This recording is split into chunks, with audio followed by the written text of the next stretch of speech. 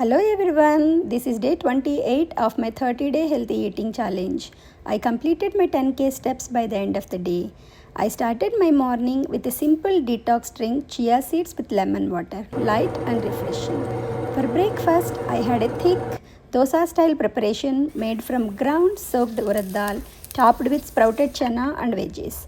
I paired it with some nuts and a mint and peanut chutney. Super filling and nutritious. Lunch was traditional and soothing. It's millet ambali made with soaked millet, cooked and fermented for about 8 hours, served with yogurt and coconut chutney on the side. Keeping it simple, staying consistent, almost at the finish line.